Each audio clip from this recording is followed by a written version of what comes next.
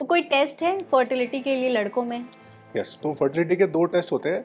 पहला होता है सीमेन एनालिसिस। मतलब आप अगर 3 दिन का परहेज है, 3 दिन के परहेज के बाद किसी भी लैब में जाके अपना वीर्य जांच के लिए देते हैं, तो with in half an hour आपको रिपोर्ट मिल जाएगी, जिसको WHO के ग्रेड का पैरामीटर्स होते हैं, काउंट के, वॉल्यूम के, कलर के, और उसके बेसिस पे रिपोर्ट मिल जाएगी। और रिपोर्ट अगर नॉर्मल है तो आप फर्टाइल है। क्या नॉर्मल है? तो नॉर्मल रिपोर्ट, अभी WHO ने पीछे रिपोर्ट को नॉर्मल, क्योंकि इतने लोगों का स्पर्म काउंट कम हो गया है, इसलिए रिपोर्ट को मॉडिफाई कर दिया। तो अभी हम कहते हैं कि अगर 15 मिलियन पर ml, मतलब 1 ml वीर्य में 15 मिलियन, मतलब 1.5 करोड़ स्पर्म है, और उसमें से 40% एक्टिव है, ठीक है, तो वो नॉर्मल है। तो अगर 40% स्पर्म 15 मिलियन 1 ml में है और 3 से 4 ml सीमन है, तो वो नॉर्मल मानते हैं। और दूसरा टेस्ट जो आप कह रहे हैं? दूसरा टेस्ट है टेस्टोस्टेरोन लेवल। आपका जो मर्दाना हार्मोन है, तो औरतों में ईस्ट्रोजन होता है, और मर्दों में टेस्टोस्टेरोन होता है। तो टेस्टोस्टेरोन मर्दाना हार्मोन है जो मर्दों की सारी बॉडी को कंट्रोल करता है। वो उनकी एग्रेशन, उनके बाल की ग्रोथ, उनकी मस्कुलर ग्रोथ, उनकी लॉन्गेविटी, उनका थिंकिंग प्रोसेस, उनका एग्रेशन, उनके स्पर्म काउंट, सब पे कंट्रोल रखता है। तो टेस्टोस्टेरोन अगर कम है तो मर्द परफॉर्म नहीं कर पाएंगे, परफॉर्मेंस कम रहेगी हर चीज़ में, not only sexual, even physical performance, थकान रहना, काम पे नहीं जाने का मन करना, मोटिवेशन खत्म हो जाना, ठीक है। आप देखेंगे कि जो मर्द आपके ऑफिस में ज़्यादा लड़ाई करते हैं, झगड़ा करते हैं, जिनको है कि नहीं हमें प्रमोशन लेना है, आगे बढ़ना है, टेस्टोस्टेरोन हाई मिलेगा, क्योंकि testosterone is a motivation hormone. तो हाई सही है या नॉर्मल ठीक होना है? हाई मतलब ये नहीं कि आपको एक्स्ट्रा लेना है, मतलब जो आपकी रेंज है उसके अपर लेवल पे। क्या रेंज है? रेंज होती है नॉर्मली 300 से 700 नैनोग्राम पर ml। तो आपको हायर रेंज 500 प्लस पे रहेंगे, तो वो आपके लिए एक हेल्दी रेंज है। वो तभी हो पाएगा जब आप अपनी लाइफस्टाइल को ठीक रखेंगे। तो ये दोनों टेस्ट अगर हम करते हैं तो ये फर्टिलिटी के बारे में पता चलता है। ये प्री मैरिटल चेकअप में भी आता है। तो प्री मैरिटल चेकअप मतलब शादी के पहले अगर आपको कुछ टेस्ट कराने हैं, तो एक स्पर्म काउंट फर्टिलिटी देखने के लिए, एक टेस्टोस्टेरोन अपनी परफॉर्मेंस चेक करने के लिए, और एक जेनेटिक टेस्ट कि आपके अंदर कोई ऐसी बीमारी तो नहीं है जो बच्चे में चले जाए। जैसे थैलेसीमिया होती है, खून की कमी, या हीमोफीलिया होती है, ब्लीडिंग डिसऑर्डर्स, तो ये चेक होता है। प्लस ब्लड ग्रुप, कई बार बहुत रेयर ब्लड ग्रुप होता है, तो ये 3 चीज़ें चेक होती है, जिससे ये कंफर्म हो जाता है कि हाँ शादी के बाद दिक्कतें आने का चांस कम है। तो आई थिंक शादी के पहले, बट आपको नहीं लग रहा शादी के पहले अगर इस तरह के टेस्ट कराए जाएंगे तो बहुत सारी शादियां टूट जाएगी? देखिए, कंपैटिबिलिटी एक चीज़ है, मेरे हिसाब से ये टेस्ट वॉलंटरी होने चाहिए। अगर फोर्स है तो नहीं होने चाहिए। तो अगर वॉलंटरीली कपल चाहे, वॉलंटरी मैन और वुमेन चाहे कि हम शादी, देखो ये शादी टूटने का रीज़न नहीं है, इनका इलाज है, ठीक है। तो पर ये है कि अगर आपको पता ही नहीं है तो आप प्रॉब्लम में आ सकते हो। फॉर एग्जाम्पल हीमोफीलिया, खून की कमी, हो सकता है कि मदर भी कैरियर है और फादर भी कैरियर है, तो बच्चे और बच्चा तो फिर फुल ब्लोन हो जाएगा। तो आप सोचिए, आप बच्चे को पैदा कर रहे हैं, दुनिया में लेके आ रहे हैं, जो लाइफ लॉन्ग खून की कमी से ग्रस्त रहेगा, जो लाइफ लॉन्ग उसको ब्लड ट्रांसफ्यूजन चाहिए, लाइफ लॉन्ग उसको खून चढ़ाना पड़ेगा और उससे कॉम्प्लिकेशन झेलनी पड़ेगी। इससे बेटर है अगर आपको पता हो पहले से, तो आप फिर उस हिसाब से प्लानिंग कर सकते हैं। क्योंकि आज के दिन हमारे पास जेनेटिक टेस्ट है, जिसकी वजह से हम लोग चूज कर सकते हैं कि ऐसे बच्चे को पैदा ही ना किया जाए जो लाइफ लॉन्ग परेशान रहे। करेक्ट, ठीक है। तो आई थिंक एक अच्छी चीज़ है। उसके लिए बेटर है कि हम ही अपनी लाइफस्टाइल पहले से प्रिपेयर करें, लाइफस्टाइल अच्छी रखें। फॉर टेस्टोस्टेरोन कम है और आपने शादी कर ली और उसके बाद आपके बेडरूम में प्रॉब्लम आ रही है, आपकी मैरिड लाइफ में प्रॉब्लम आ रही है, तो उससे बेटर है कि आप पहले उसको ठीक कर लो, ज़्यादा दिन कि आप लड़ाई झगड़े करो, फ्रस्ट्रेशन डेवलप करो। क्योंकि देखो, रिलेशनशिप ना शादी के शुरुआती दौर में सबसे इंपॉर्टेंट होता है। अगर पहले साल 2 साल में ही आप प्रॉब्लम में फंस गए तो फिर वो रिलेशनशिप पनप नहीं पाता। लाइफ लॉन्ग फिर वही लाइफ लॉन्ग, वो कहते हैं ना, यार नई गाड़ी खरीदी और फर्स्ट डे ही उसका गियर स्टक हो गया, तो फिर वो लाइफ लॉन्ग वो गाड़ी खटकेगी। ठीक है। तो इसीलिए अगर आपको शादी, एक नया रिलेशनशिप स्टार्ट कर रहे हो, उससे पहले अगर अपना इलाज करा लो तो बेटर है। एग्जैक्टली। आपने जैसे यहाँ पर बात की ना, तो केसेस आपके पास किस तरह के लेकर के आते हैं? जो पेशेंट्स आपके पास आते हैं अपने इंटीमेट या सेक्सुअल हेल्थ? तो मेरे पास तो क्योंकि हम एंड्रोलॉजिस्ट हैं, और एंड्रोलॉजी एक, देखो, एक तो कंफ्यूजन है दुनिया को सेक्सोलॉजी और एंड्रोलॉजी में। तो सेक्सोलॉजी होती है कुछ भी, मतलब आप साइकियाट्री करके सेक्सोलॉजी कर लो, आप MBBS करके सेक्सोलॉजी कर लो, आप बिना पढ़े भी सेक्सोलॉजी कर लो। तो सेक्सोलॉजी मतलब कि सेक्स का इलाज, ठीक है। पर एंड्रोलॉजी एक क्वालिफिकेशन है जो आपको पढ़ाई के बाद ही मिलती है। तो एंड्रोलॉजी मतलब कि आपने MBBS की होगी, फिर आपने उसके बाद MS की होगी, सर्जन होंगे आप, फिर आपने MCH की होगी, मतलब 9 साल 10 साल पढ़ाई हो गए, उसके बाद फिर आप फेलोशिप करेंगे 4 या 5 साल की। तो 15 साल की पढ़ाई के बाद फिर आप एंड्रोलॉजी का एक टैग लेते हो। तो ऐसा नहीं कि एंड्रोलॉजिस्ट सिर्फ मैं ही हूँ इंडिया में, ऐसे मेरे जैसे बहुत डॉक्टर्स और भी है, पर एंड्रोलॉजिस्ट बनने के लिए आपको क्वालिफिकेशन चाहिए। तो जब आप सेक्सोलॉजी को साइंटिफिक बनाते हो, जब आप सेक्सोलॉजी में से क्वैकरी हटा देते हो, जब आप सेक्सोलॉजी में से ऐसे इलाज निकाल देते हो जो कि क्वैकरी है, जैसे भस्म और सोने के भस्म और पर्ल की भस्म निकाल देते हो, तो जब आपको क्लियर साइंटिफिक एविडेंस मिलता है तो फिर उसको एंड्रोलॉजी बोलते हैं। तो मैं एंड्रोलॉजिस्ट हूँ, मेरे पास मेंस हेल्थ की प्रॉब्लम लेके पेशेंट आते हैं, और मेंस हेल्थ के अंदर बहुत सारी प्रॉब्लम्स आती हैं, जैसे लो टेस्टोस्टेरोन है प्रॉब्लम है, सेक्सुअल हेल्थ में प्रॉब्लम है, अर्ली डिस्चार्ज की प्रॉब्लम है, इरेक्टाइल डिसफंक्शन की प्रॉब्लम है, बच्चे नहीं हो रहे हैं प्रॉब्लम है, स्पर्म काउंट में दिक्कत है, जो जेनिटेलिया है, जेनिटेलिया मतलब जो अंडाशय है या लिंग है उसकी दिक्कतें हैं, उसमें टेढ़ापन है, उसमें चोट है, टेस्टिस छोटे हो गए, बड़े हो गए, तो ये सब चीज़ें जो है ये एंड्रोलॉजी में आती है। तो इसको सर ब्रेक डाउन करके ना थोड़ा थोड़ा आप एक्सप्लेन भी करिए, जो प्रॉब्लम्स आपको लेकर के लोग आते हैं आपके पास। सबसे पहले जैसे आपने बात की ना कि सेक्सुअल डिजायर वगैरह भी बहुत ज्यादा कम हो जाती है लड़कों में, तो क्या ऐसी प्रॉब्लम होती है या ये विद टाइम ऐसा होता है? देखो बेसिकली अगर आप सेक्सुअल रिस्पॉन्स को समझो तो मर्दों में सेक्सुअल रिस्पॉन्स 4 भागों में होता है। तो पहला भाग तो होता है डिजायर, डिजायर मतलब कि इच्छा शक्ति, मतलब सेक्स करने का मन करना, ठीक है। तो ये डायरेक्टली टेस्टोस्टेरोन से और आपके स्ट्रेस लेवल से कंट्रोल होता है। अगर आपका स्ट्रेस लेवल बहुत हाई है, टेस्टोस्टेरोन लो है, या बाकी हार्मोन है, थायराइड है वो डिस्प्लेस्ड है, या आपके प्रोडक्ट, हमारे शरीर में ना केमिकल के कॉम्बिनेशन से आदमी का मूड बनता है। तो ये बहुत बड़ी स्टडीज़ है जो कहती है कि जो आदमी का मूड है वो केमिकल्स के बैलेंस से बनता है। जैसे 4 केमिकल होते हैं ब्रेन में, प्रोलैक्टिन है, डोपामिन है, सेरोटोनिन है, और बाकी जो ये हार्मोन्स हमारे हैं। तो इनका जब बैलेंस बनता है, फॉर एग्जांपल जिस दिन डोपामिन हाई हो गया उस दिन आप बहुत खुश रहेंगे, ठीक है, उस दिन आपको लगेगा कि मैं राजा हूँ। तो किस पे डिपेंड करता है अगर डोपामिन हाई कैसे? तो ये नॉर्मली हमारा ब्रेन सेल्फ मैनेज करता है। अच्छा। पर जब इनको जैसे केमिकल लोचा बोलते हैं ना, जब इन केमिकल्स में डिसबैलेंस होता है तो फिर आपके मूड चेंजेस और आपको डिप्रेशन और आपको लिबिडो लॉस और डिजायर लॉस की सब डेवलपमेंट होती है। तो क्या लड़कों में भी मूड स्विंग्स होते हैं? बहुत कॉमनली होते हैं, क्योंकि ये बारे में बताइए, क्योंकि मैंने तो सिर्फ लड़कियों का ही सुना है। देखो फीमेल जो है ना, फीमेल एक बहुत कॉम्प्लिकेटेड बॉडी है as compared to a male, क्योंकि मेल में जो हार्मोनल बैलेंस है ना वो सिर्फ एक हार्मोन कंट्रोल कर रहा है, टेस्टोस्टेरोन। तो इसकी फ्लक्चुएशन से ही आपके मूड चेंज होते हैं। और टेस्टोस्टेरोन नॉर्मली डेली फ्लक्चुएट होता है। अच्छा। जैसे सुबह के टाइम हाई रहता है और शाम ढलते ढलते कम हो जाता है। और टेस्टोस्टेरोन जो है वो अगेन फिर सनलाइट पे डिपेंडेंट है, प्रोलैक्टिन पे डिपेंडेंट है, वो आपकी आपने कितना क्या एनर्जी ले रखी है उस पर डिपेंडेंट है, आपका मूड कैसा है उस पर डिपेंडेंट है। तो बहुत चीज़ें हैं। पर मोटा मोटा टेस्टोस्टेरोन अगर आप हेल्दी है तो बहुत फ्लक्चुएट नहीं होता। तो सपोज सुबह 500 है तो शाम तक 450 हो जाएगा। तो इस कारण से बहुत ज़्यादा मूड चेंजेस नहीं होते। जबकि जो फीमेल है उसके 3 हार्मोन्स होते हैं, ईस्ट्रोजन है, प्रोजेस्टेरोन है, जो कि महीने के साइकिल से पूरा का पूरा मॉडिफाई होता है। इसलिए जो फीमेल्स है they go through several and very distinct and strong mood swings, क्योंकि उनको क्या है, प्री मेंसेस अलग मूड रहेगा, मेंसेस अलग मूड रहेगा, पोस्ट में अलग मूड रहेगा, ओवुलेशन अलग मूड रहेगा।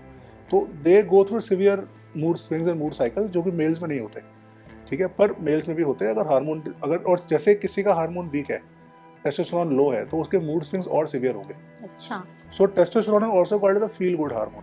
अगर टेस्टोस्टेरोन हाई रहेगा तो आदमी खुश रहेगा, तो और टेस्टोस्टेरोन लो रहेगा तो फ्रस्ट्रेशन, डिप्रेशन, गुस्सा आना, बहुत ज़्यादा टची होना, इरिटेबल होना। तो अगर आपके नॉलेज में आपका फ्रेंड है या आपको लगता है कि मेरा फ्रेंड रिसेंटली बहुत वियर्ड बिहेव कर रहा है, या ये बहुत टची हो गया है, इरिटेबल है, बात बात पे रोना, बात बात पे गुस्सा आना, तो आप टेस्टोस्टेरोन चेक करा सकते हो, उसका हो सकता है कि लो हो। अच्छा। और तो इसको फिर हाई करने के लिए क्या करें या नॉर्मल करने के लिए? हाई करने के लिए, टेस्टोस्टेरोन बढ़ाने के लिए हमारे पास नेचुरल इलाज भी है। अच्छा। और मेडिकेशन भी।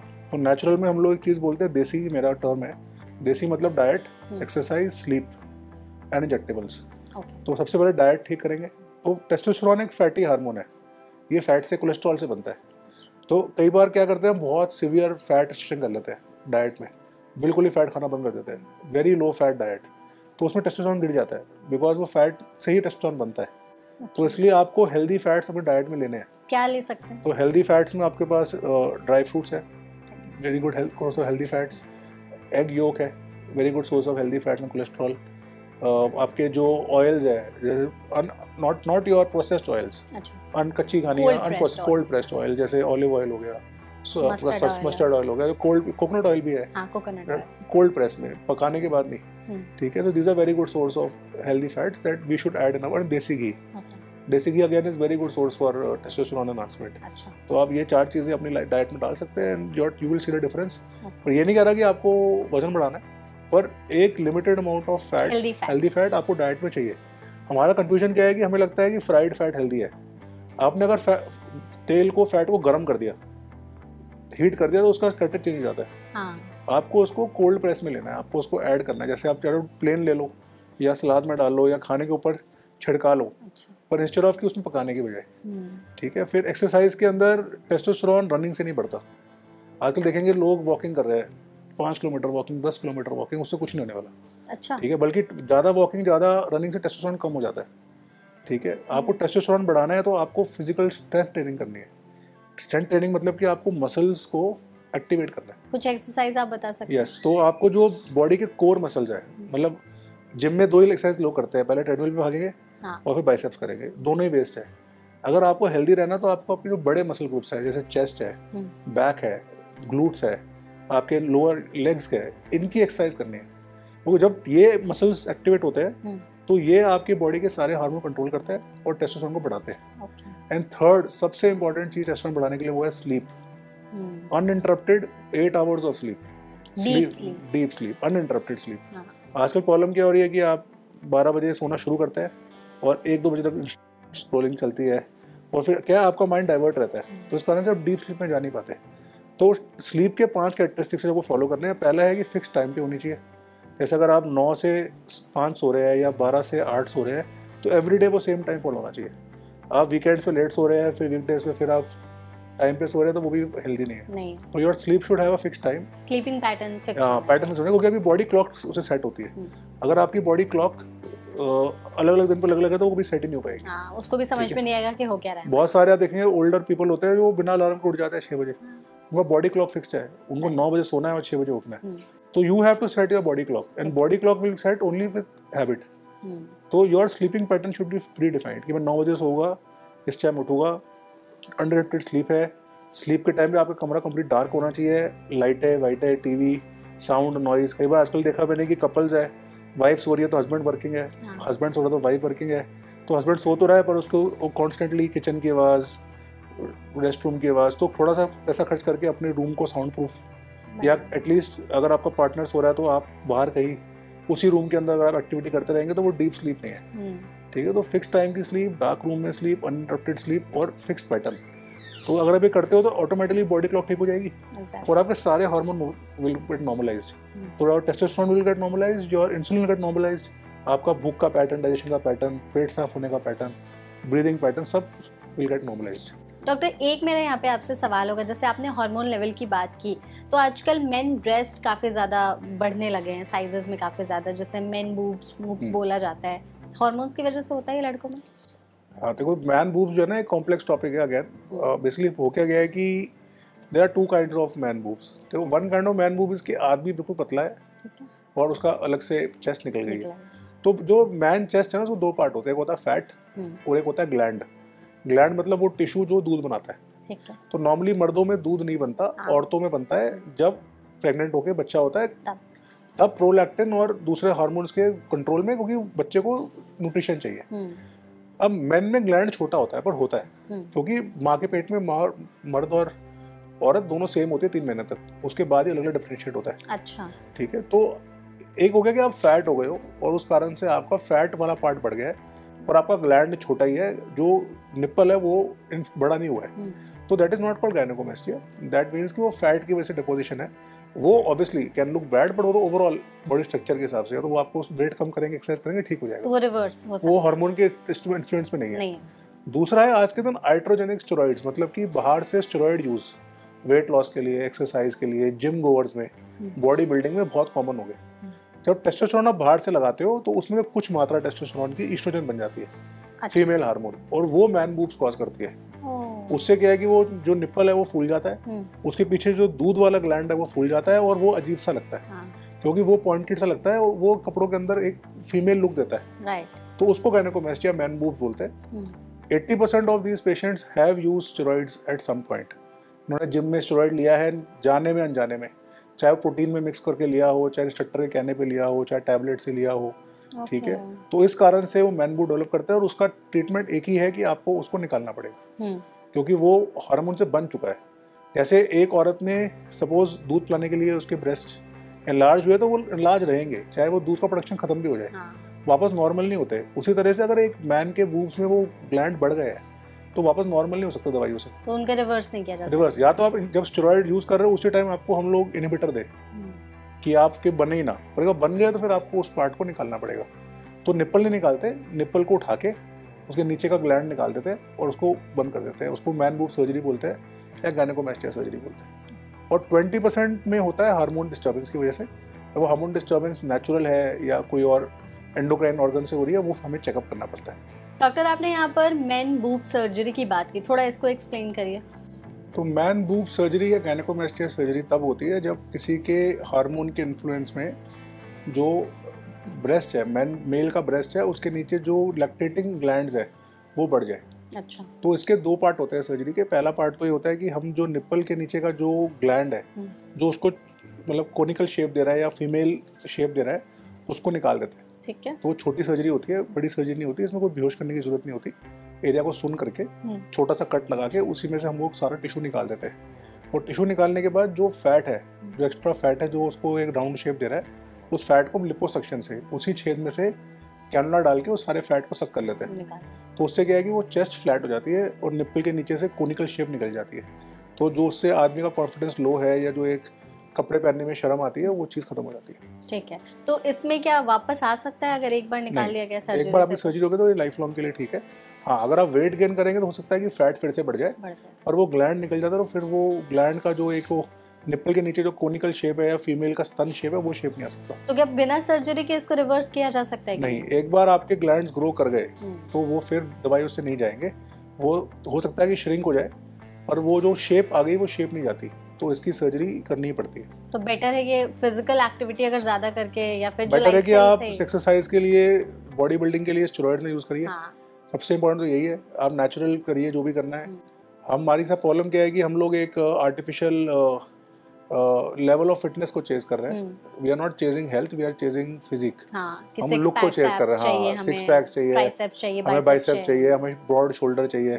तो ये सारे के सारे आज के दिन स्टेरॉइड्स का बहुत ज़्यादा प्रचलन हो गया, इस कारण से ये साइड इफेक्ट बढ़ता जा रहा है। ओके डॉक्टर, अभी टेस्टीज की बात कर लेते हैं। कई लड़कों को टेस्टीज में पेन या फिर स्वेलिंग की प्रॉब्लम होती है, क्यों होता है ऐसा? तो जो टेस्टिस है ना, एक बहुत ही एसेंशियल ऑर्गन है, क्योंकि टेस्टिस एक ऑर्गन है जो 2 फंक्शन करता है हमारे शरीर में। पहला फंक्शन तो है कि टेस्टिस टेस्टोस्टेरोन बनाता है, मेल हार्मोन बनाता है। तो टेस्टिस के अंदर 2 तरह के सेल होते हैं। एक होता है वो सेल्स, लेडिक सेल्स, जो टेस्टोस्टेरोन बनाते हैं, जो मर्दानापन, और दूसरा होता है इसके अंदर सर्टोली सेल्स, जो स्पर्म बनाते हैं, जिनसे स्पर्म बनते हैं। तो टेस्टिस आपका प्रजनन कैपेसिटी, फर्टिलिटी प्लस आपकी मेल पावर, टेस्टोस्टेरोन, दोनों कंट्रोल करता है। इसलिए टेस्टिस एक बहुत हाईली मेटाबॉलिक ऑर्गन है। मतलब टेस्टिस में बहुत हैवी ब्लड सप्लाई होती है, बिकॉज टेस्टिस हर समय कई करोड़ों स्पर्म बना रहा होता है और आपके शरीर का टेस्टोस्टेरोन बना रहा होता है। पर बिकॉज इस काम के लिए टेस्टिस को ठंडा रहना है, टेम्परेचर कम रहना है, इस कारण से भगवान ने इंजीनियरिंग में ऐसा इंजीनियरिंग किया कि टेस्टिस शरीर के बाहर दिए। टेस्टिस जो है वो आदमी के शरीर के बाहर हैंग करते हैं ताकि उनका टेम्परेचर लो रहे और उसके अंदर ये सारा काम जो टेस्टोस्टेरोन है, स्पर्म प्रोडक्शन चलता रहे। पर बाहर देने की वजह से इनका केयर भी जरूरी है। ठीक है, आज के दिन क्या है कि हम क्रॉनिक सिटिंग है, अगर मैंने बताया ब्लड पूलिंग की जो थ्योरी है कि बैठे रहने की वजह से सारा ब्लड जो है वो नीचे पुल जाता है और इन टेस्टिस में हमेशा प्रेशर रहता है। सेकंड है कि टाइट अंडरवेयर, टाइट जीन्स पहनना हमेशा। तो इससे कुछ होता है? बिल्कुल, तो इससे बिल्कुल टाइट अंडरवेयर, टाइट जीन्स से क्या है कि जो पर्पस था टेस्टिस का हैंग करने का, वो खत्म हो जाता है। टेस्टिस फिर से शरीर के पास चले जाते हैं, इस कारण से टेम्परेचर बढ़ जाता है इनका। ठीक है, थर्ड होता है आजकल एक्सरसाइजेस, हैवी एक्सरसाइजेस और सोना स्टीम का प्रचलन बहुत चले गया है। तो हैवी एक्सरसाइजेस के अंदर फिर टेस्टिस पर क्रॉनिकली स्ट्रेस, प्रेशर बनता है। उस कारण से क्या होता है कि टेस्टिस में कई बार क्रॉनिक पेन डेवलप हो जाता है। कि बहुत जैसे यंग पेशेंट्स आते हैं, यंग मर्द आते हैं जिनको प्रॉब्लम है क्रॉनिक सिटिंग की वजह से, ऑफिस जॉब की वजह से, प्रेशर की वजह से, हीट की वजह से स्पर्म काउंट भी इफेक्ट होता है, टेस्टोस्टेरोन भी डाउन हो जाता है, प्लस क्रॉनिकली पेन, सूजन, स्वेलिंग, हैवीनेस रहती है। तो इसको ऑर्कैल्जिया बोलते हैं इस वर्ड को। अच्छा। तो ऑर्कैल्जिया मतलब ऑर्क मतलब टेस्टिस, एल्जिया मतलब पेन, तो टेस्टिस में पेन। अच्छा। तो सबसे कॉमन कारण लाइफस्टाइल है। तो इन मरीजों को जब हम बोलते हैं कि थोड़ा रात को लूज अंडरवेयर पहनिए और आप थोड़ा सेटिंग कम करिए, कई बार बोला जाता है ऐसा कि रात में आप अंडरवियर ना ही पहने। हाँ, तो यू सपोर्ट दैट इज अगर आप रात में आप और आपके पार्टनर कंफर्टेबल है, आप अकेले रहते हो, तो आप बिना अंडरवियर भी रह सकते हैं, कोई दिक्कत नहीं है। पर दिन में आपको सपोर्ट लेना चाहिए क्योंकि आपको वॉकिंग का काम है। पर सपोर्ट डज नॉट मीन की very tight underwears, support does not mean की completely crushing the testis. Plus gym करते हैं तो सोना स्टीम का उपयोग कम। और अगर आज के दिन आइस बाथ का कॉन्सेप्ट आया है, आइस बाथ से टेस्टिस भी हेल्दी रहते हैं, पेन भी कम होता है। तो हम कहते हैं मरीजों को कि घर आने के बाद 5-10 मिनट अपने टेस्टिस को आइस कीजिए या आइस बाथ लीजिए, उससे काफ़ी रिलीफ रहेगा। और कुछ योगासन होते हैं, जैसे आपका शीर्षासन है, पैरों को ऊपर रखना, या एंटी ग्रेविटी, मतलब आप थोड़े पैर ऊपर रख लीजिए, उससे क्या जो दिन भर का ब्लड पूलिंग है वो पैरों से भी और टेस्टिस से भी चले जाता है शरीर में वापस, उससे भी काफ़ी रिलीफ मरीजों को मिल सकता है।